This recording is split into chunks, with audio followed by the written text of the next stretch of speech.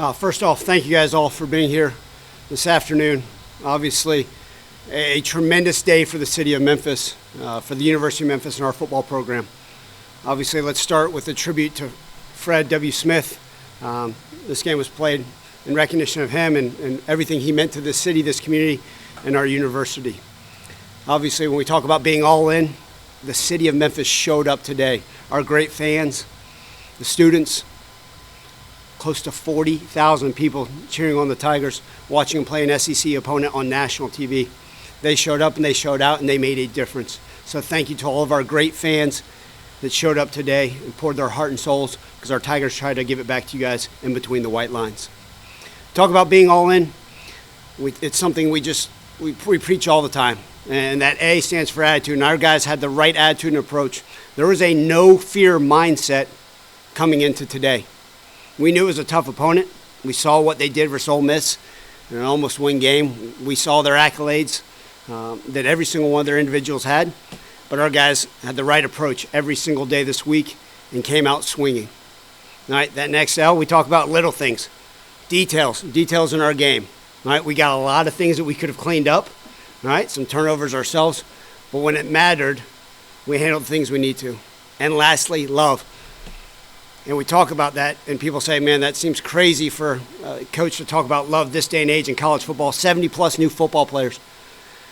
But pregame, I talked to our guys about our team over their team, our commitment, our love, our passion, our determination, our intelligence, our work ethic, that we're built differently, and ultimately showed up in a win. And couldn't be more thrilled and honored and privileged to be the head coach here. The fact that we found a way to go 1-0 today, as you guys well know, we'll celebrate this one for a few more hours. I'll wake up pissed off because we got conference play and find a way to go 1-0 next week. We'll start with John down the left. Coach, you go down 18. What was your message at half to the guys? Swing harder. Now, we don't back down around here. Our guys have an approach and an understanding that we always believe. Adversity is going to continue to come. I don't know if it's going to come next week. I don't know if it's going to come in the fourth quarter 2 weeks from now. But our guys always believe. And that belief, that mindset, that approach is going to carry them long, long past football. And so at halftime, there was no threat, there was no fear. I was told that this was the biggest come-from-behind win since the UCF game that I was part of in 2020 during COVID. Obviously, that game had about 5,000 fans due to COVID restrictions, and this one had a packed house. And so I'm glad so many of our fans got to see it. And then our fans throughout the country on national television got to see it as well. So that was huge. But I told our guys, listen, we got them exactly where we want them. And I said that, and it was funny because a couple of the guys said, "You say we have them exactly where we want them?" Absolutely. And even though we didn't, that first drive stalled out, there's a belief and a mindset and approach that this game is ours, and it's going to be a full-court battle. And sure enough, down to the last second. Devin. Coach, that last drive, Brandon Lewis goes out. Anderson Lane goes in and makes one of the biggest play of the game. How his preparation throughout the week for the kids like that in that spot to make a play to win the game. So it's interesting. We actually show our guys examples of things that happened. And there was actually a game 2 weeks ago where a player's helmet came off. So they stopped the clock, and I had the option to use the timeout to put Brandon Lewis back in, but the clock was stopped no matter what. Obviously, that was a crucial time for them on defense not to have to use a timeout. So situational football, I said, okay, do I use a timeout here, which didn't matter, and put Belu back in the game? Well, sure enough, Arrington was already out there. I said, let it be. Well, the whole plan was to hand the ball off, and the running back put 2 hands on the football and go get 3 yards in a cloud of dust. If you get a little bit more, great. Next thing I know, Arrington keeps the ball, and those legs keep churning, and it was one of those like, oh, and then get the first down. But you're exactly right, Devin. I think that speaks volumes to the young men, every single one of them. You think Arrington Maine thought he was going to go in with 22 seconds left in the football game to go win this thing? Not at all, but his preparation, his mindset as well was phenomenal. And we talk about having focus for 60 minutes. Well, he needed it for 59 seconds and 59 minutes and 38 seconds. And I'm just so proud of him. He had to make up for that negative rushing he had last season. So it's great.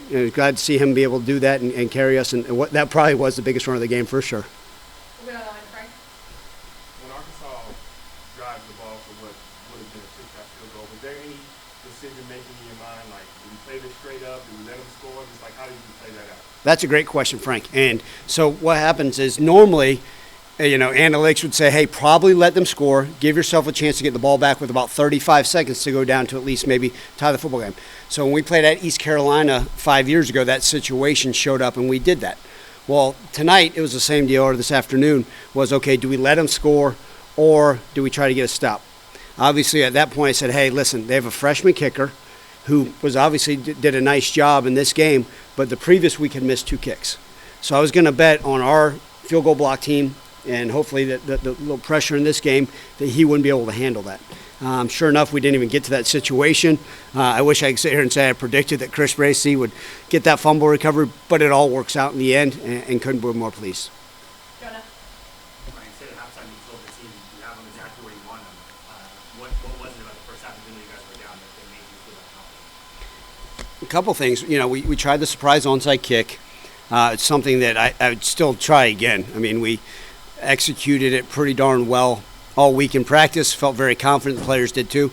We didn't execute as well as we wanted to. Then, obviously, the trick play, the double pass to Sutton. Anybody that goes back and watches the replay, Sutton was pretty darn wide open. Just something we'll have to continue to educate our guys on the possible throws, possible throwaways, all those things.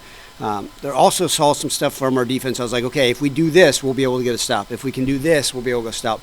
And I've got so much faith in our assistant coaches to be able to go in there and make the adjustments throughout the game and during those times. And plus, it's all about a belief. All right? Look, it's an SEC opponent, maybe bigger, faster, stronger, but our guys got it right here. And so to tell our guys, hey, we got this, we got them exactly where I want them, maybe a handful of the guys are like, hell yeah, let's go. And that's what you want. You want guys being determined to go out there and come out swinging into the second half. Matt. You talk about how you're pretty even keeled during the game for the most part, but with all the swings in this game, the Cortez touchdown, you guys are down 28-10, Sutton breaking one, a fumble, Erickson getting the game-sealing first down, and then sure, at some point the realization that you guys have scored a win of this magnitude. How would you describe the way your emotions maybe swung throughout the day? Sure. As you guys all see, for the most part, I am pretty even-keeled on the sideline. It's a thing I call neutral thinking. It allows me to put myself in a situation where I can think clearly, right? Whether it's situational football, the best position to call timeouts, hey, maybe give a suggestion on a play call, maybe have a conversation off to the side with one of our guys. I think some coaches that go like this, that's not in the best interest of their team. And so for me, it's trying to say pretty even keeled. Now, don't get me wrong. I put a smile on my face when big plays happen because the players also need to say, hey, when great things happen, it's okay. Let's celebrate the good, right? Let's coach off the things that we need to coach off of. And so, look, throughout the ebbs and flows of the game, there was not a smile on my face until really that last second. I wasn't sure if the refs were going to call another timeout in the middle of a kneel down. But really, more than anything, I think right when it hit that we won this football game, it's huge. It's huge for the city of Memphis and this football program. I think a lot of people have had doubts about them. And our players in the locker room, you guys have no idea how much they love football, how much they love this community, how much they appreciate the support of the fans. So this was for the city. This was for the fans. And those guys in the locker room, I'm just telling you, they're just such unique young men. And they're built differently in a great way. And just couldn't be more thrilled that we were able to go out like this. And more than anything, national television. I think it's important for the rest of the country to see what the Memphis Tigers are all about. Leon. Yes, Coach. First off, great win. In the beginning of the season, you talked about your secondary. You talked about how these guys need to step up. Let's talk about the progression of Chris Bracey. Is he one of your leaders so far? Yeah, Leon, great question, and thank you for the compliment. Yeah, look, Chris has done some great things. We saw that he had a starting role early in the season. Then his package actually got limited based off on personnel. But he's one of those guys that was ready no matter what happened. The situation at the end of the game, it showed up, and he was able to make a play on it. And so couldn't be thrilled for that guy because even though maybe the last 2 weeks weren't exactly what he wanted from a playtime standpoint, he stayed dialed in, and he made obviously just such a phenomenal play to find a way to get that ball back. 10 in the second round. Two things. Is that the Sutton Smith pre-surgery that you remember, or is it one of those cases where he kind of picks up an extra year after all the surgery, rehab, and all that? And then the other thing, I think you got 5 of them now. How much more does the Power Conference win can you get? Well, so first off, I think it's one of those deals, right? Like, they don't know that we actually put a bionic knee in Sutton Smith, so he's like RoboCop, so he's actually faster now. So he actually asked for another one next year, just so, even though he'll be healthy. Now, I think we all knew, and you guys have heard me talk about Sutton Smith for many years. He's a young man now I've known for 6 years. Have a wonderful relationship. And we talked about it all offseason, just his hard work to get back to being able to play football at a high level. And then I think we're seeing, wow, that's the Sutton Smith that Ryan Silverfield's been talking about. And that's the type of guy that shows the grit that kind of represents the rest of the city of Memphis, to go out there and find a way. I mean, on that one long run, he was actually tackled. The guy grabbed his face mask. He kept his feet churning and found a way. But just couldn't be more pleased with him. And, you look back, I think it is important. And, again, it's not about me. It's about this program, right? The last we beat Arkansas. Okay, let's go. We beat West Virginia. Okay, we beat Florida State at Florida State. We beat Iowa State. And so, a few years back we beat Mississippi State. But I think just in recent history, the Power 4 teams that we've been able to line up, we've been able to handle. And it was a tough 4-quarter battle, and they all are. That's the nature of college football. But those wins, they're great. And I think they're great for a national stage. But ultimately our goal is to win the conference championship. And that starts next week. And we're going to have to be even better than we've been. We're going to have to go play a 4-quarter game on the road again versus a team coming off a bye. And so next week is the most important game of the entire season. Seems like related. So just talk about the defense stepping up, even though, Arkansas moved the ball a little bit, just making these timely plays like Cruz having the sack and knocking out a field goal range, and then Kamari had the interception after dropping one, and then obviously Chris with the forced fumble at the end. Just talk about the defense and why they're able to make those types of plays. Yeah, Coach Hankins says it best, right? Sometimes the yardage may not be exactly what you want, and the stat sheet, at the end of the day, it's about finding a way. And we have an opportunistic defense, right? We dropped even a couple more interceptions, but I think that's so important. We knew how potent that Arkansas offense was. You can just put it on, and you guys, just to be frank with you, Green, their quarterback, is phenomenal, right? With his arms, with his legs. He's putting up Heisman-like numbers prior to this game. And so there were things that had to get done. But I thought our defense went out there and took care of the opportunities when they showed and actually created some. So couldn't be more pleased with that effort. We'll take a second round. You guys rushed for 290 yards today against an SEC defense. Do you see this rushing attack kind of being Gall's identity going forward offensively? Can you say that one more time? 290 yards against an SEC defense. That's great. Look, I think it's a credit to everybody involved. I thought the wide receivers did a nice job of blocking downfield. I thought the offensive line did some really good things. The running backs obviously ran really hard. I think Brendan Lewis also took advantage when those running opportunities were there for him. And I think that's a difference. And so whether that's where we hang our hat, we also made some crucial catches in man-to-man coverage and had to battle some, and we could continue to make some. But if running the football is going to win us football games, we'll continue to do that. And if we got to drop back pass and pass the ball 60 times a game, we will. I think we're always going to go, and we're going to be the aggressor, but we're going to see what the defense gives us and try to take full advantage of that. Frank? Well, in the first half, Brendan Lewis was 8 of 21 passing, and in that third quarter, he completed the first 6 passes. How did you see him kind of settle down in the passing game in that second half? Yeah, Frank, I think part of that was, right, there were some missed throws early on, and I think just sometimes, for him, this was the biggest home game he's ever played in his entire life. And the biggest crowd, the most exciting.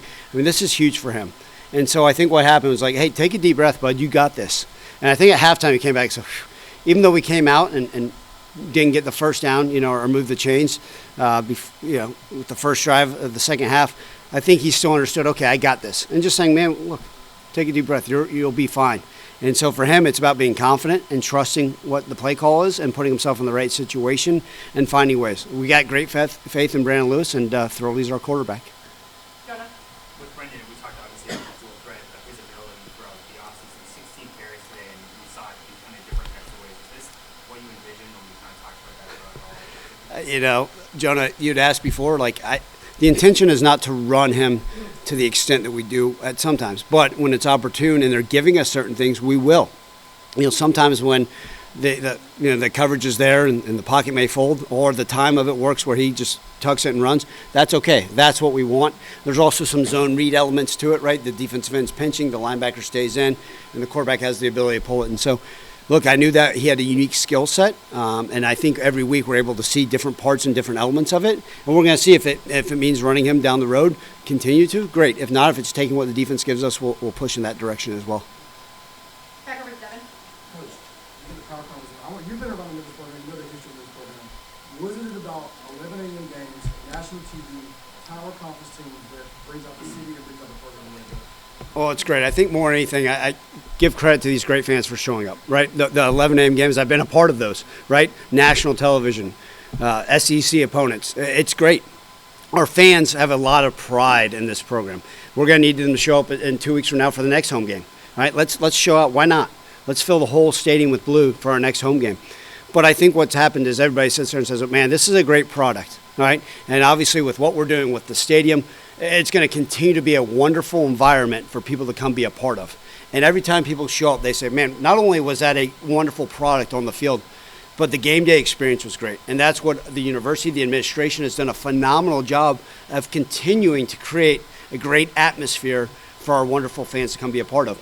Oh, and by the way, that beautiful construction, I'm sure that looked really, really pretty on national television.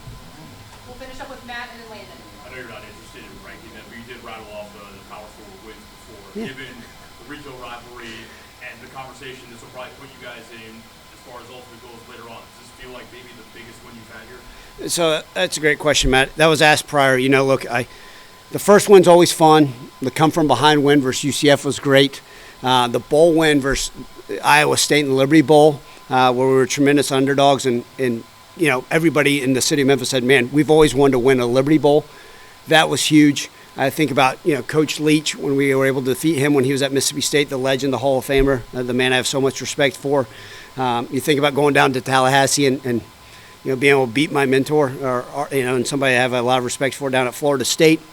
The bowl game versus West Virginia, those are all great. A lot of fans have told me this is going to be huge because they've always wanted to beat Arkansas, and to be able to do this here. You know, I think the biggest thing is it's just continue to stack wins, because it's great for the city, it's great for our program, and it shows that we can compete with anybody in the country. Finish up with Landon. You said on Monday that Cortez is pretty much fully caught up to speed, and when he goes out today, has 7 for 102 yards and a touchdown. What does it do for your offense to have a guy like that out there and fully ready to go now? Yeah, he's a tremendous asset, you know, and I give him credit because people don't realize how complex this offense is. So I think about the work and the preparation he did to put himself in the situation to come here and have success. And he's another one of those young men that, you know, when we talked about during the recruiting process, he goes, Coach, I just want to be a part of a winning culture. And I'm going to do whatever you ask me to contribute to this thing. And obviously he's now contributing in a major way on the field. And he's one of those guys that's been so proud to be a part of this and this community and this program. And it's been fun because, you know what, he's going to be going out and watching more film and finding ways to have more production, continue to help us find win games. Thank you, Coach. Thank you, guys. Appreciate it.